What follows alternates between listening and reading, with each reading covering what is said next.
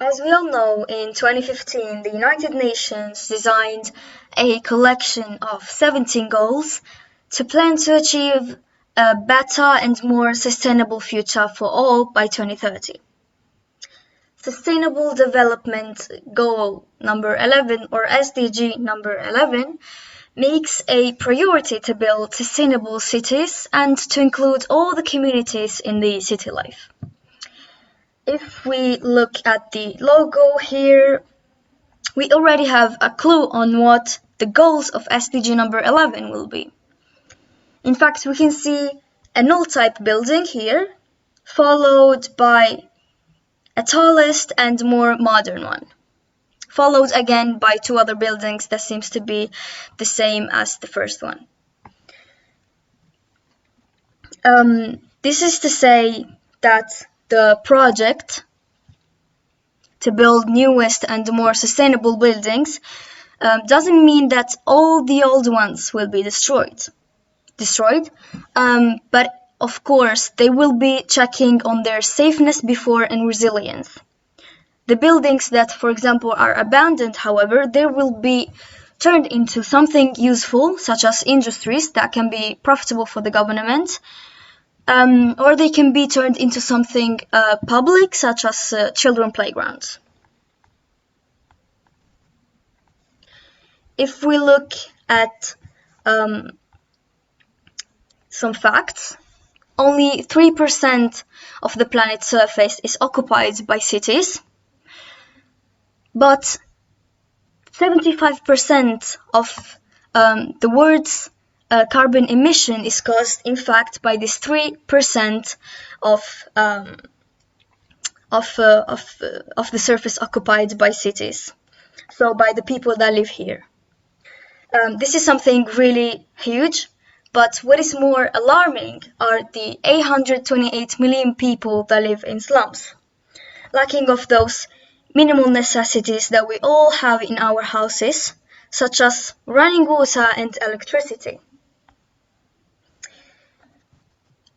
A United Nations study have shown in a chart a specific scenario, the one that we see here, where urbanization will reach its peak of 8 billion people living in cities by 2050. So that means that the world's population is growing more and more, so we need to take action and to start from now building and turning the old buildings into something more sustainable for the future.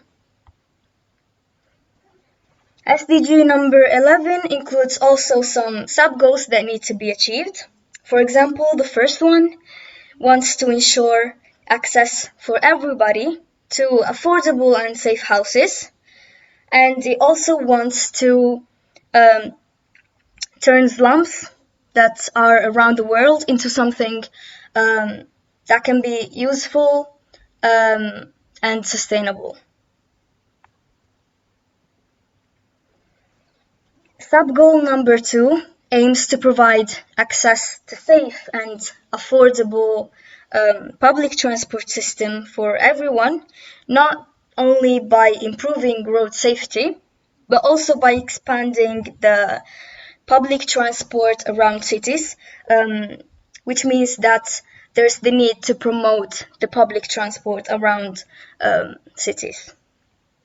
And of course, they have to be accessible for children, women, disabled people, and elderly people. The third goal aspires to include in all the countries sustainable urbanizations, and here developed countries are supposed to help the less developed countries. So there will be mutual support between countries. In fact, the strength that these countries will have will help them be more sustainable, and of course this will be something really positive for the future.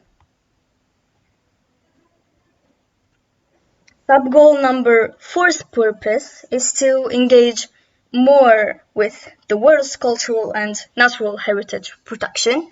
In fact, we are really lucky to see these beauties nowadays, so we have to think about the next generation that is coming. So our children and our, for example, grandchildren, do we want them to see the beauties that we had the chance to see?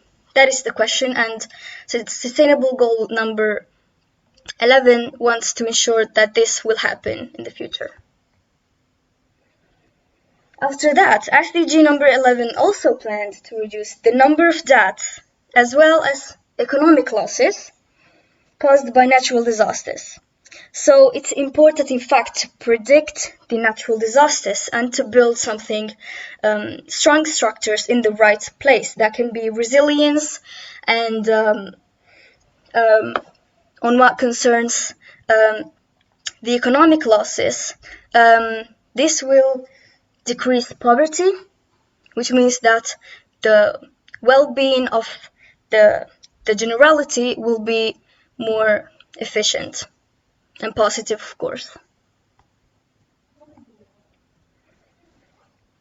To conclude, sub-goals number 6 and 7 take a step forward for protecting the environment by paying, for example, special attention for air quality, which is essential for us. In fact, if we don't breathe a good, let's say, air, of course, this will affect our body and our health. So will reduce our immunity systems. So it's bad for our body in general, and the overall population will be also feeling more weak, so it's not good for the government either. The last goal, it's the number 7, and this goal wants to provide access to green and public spaces, in particular for women, children, elderly people, and people with disabilities. In fact, there are a lot of projects that want to turn buildings that are not used anymore into something green, maybe by planting some trees. So this will be something that can really help our children in the future, because they will be having more green space to spend the time with their friends, for example. And talking about tourism, this will increase in an impressive way, given that there will be more and more infrastructures accessible for everyone, so everyone will be welcome. But it will be also they will also provide to preserve the cultural and natural heritage. And overall, the investment in green and smart infrastructure will not only be headed to the locals, but also to the tourists. So we have, we think, beyond the limits and beyond the boundaries. In fact, the tourism will be developed more. There will be an impressive increase in an economic sense, and there will be new destinations discovered, because the less developed countries will be more sustainable, and they will have the chance also to make recognize themselves in the world.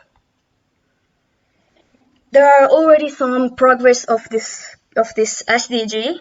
For example, the population living in slums has dropped of 8% in the last 5 years, and 3/4 of the solid waste has been collected from 214 cities.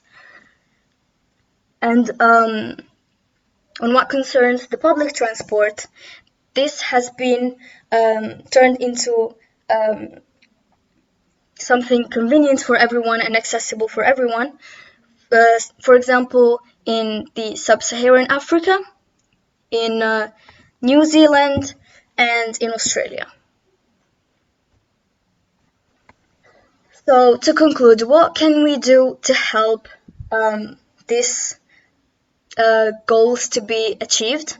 So we can support by talking more about them, so we can raise awareness about what are the aims of this UN project. We can go volunteering in the less developed countries to help them um, rise, and we can participate, for example, um, in the projects that the UN decide to um, to make. Um, and that's what's important. It's important to participate, support, and volunteer if you want these goals to be achieved in the future. If you want us to be more healthy in the future, if you want us to be living in a better way. So it's important for everyone, and everyone should be supporting, volunteering, and participating.